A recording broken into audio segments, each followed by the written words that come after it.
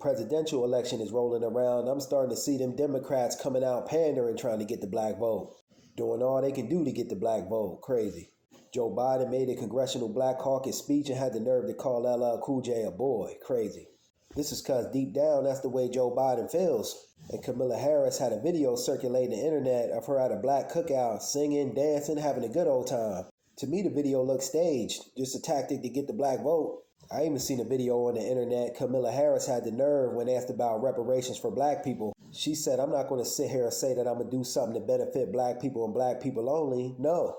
But you do everything else in your power to benefit everyone else but black people whose ancestors built this country. Then Snoop Dogg says people are stupid MFers if they vote for Trump and don't vote for Sleepy Joe. Snoop Dogg has done nothing but be a sellout. What has Snoop Dogg done for black people but tell us to smoke chronic and call our black queens witches and hoes and say that they ain't shit? Snoop Dogg or no black celebrity or entertainer is the spokesperson of black people, because all celebrities have been bought and paid for and in the pockets of the white power structure. Snoop Dogg is crazy for trying to tell people how to vote. He done nothing but be a sellout. He'll go whichever way the wind blows. Whoever got the biggest bag, that's what side he's on. Talking about some hard-working blue-collar workers are suffering. If anyone is suffering now, it's due to Sleepy Joe Biden and not Donald Trump. But I'm going to be more specific. Black people have suffered more financially under Joe Biden than Donald Trump. And if you remove your emotions from the matter and see things for what they are, you'll know I'm right.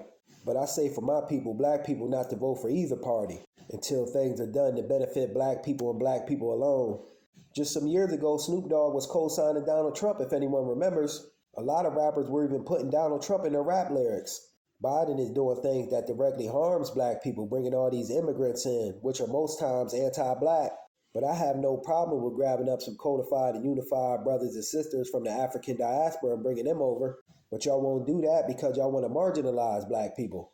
This is why I'll say it again, black people shouldn't vote for either party, Democrats or Republican. Both are birds of a feather. Hold the vote and let them feel the effects of losing our demographic of people. Black people, wake up and stop supporting these damn people who got no love for you. And start supporting your own people. They'll do everything for everyone else, minorities, this group, that group, but never anything to benefit black folks. This is why we have to stop calling ourselves minorities and lumping ourselves together with everyone and stop running around talking about some black and brown connection. The only people I see running around talking about black and brown is black people. There is no such thing as black and brown unity. Black people, all black people got. Matter of fact, they ever had.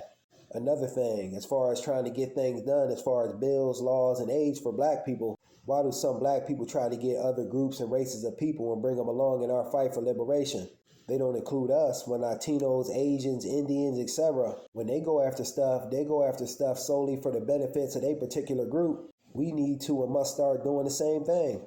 Us always trying to incorporate others in the black people's fight makes us look weak in the eyes of the world. Like we can't stand alone or something of that nature, and that ain't true. This is why I hate to say this, but it does need to be said. This is why black people globally are looked at as children, childlike, dependent upon others to empower them. No one is going to empower or liberate black people but us. And this is the way it should be. We don't need others, outsiders.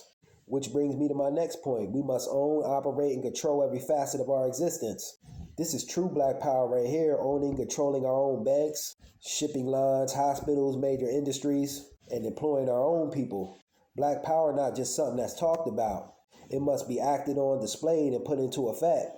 We need to create our own black political parties as well. Something that has our interests solely in mind. Until we understand and put these principles into effect, the things I talked about, black people will continue to get the same thing they've gotten for years, absolutely nothing.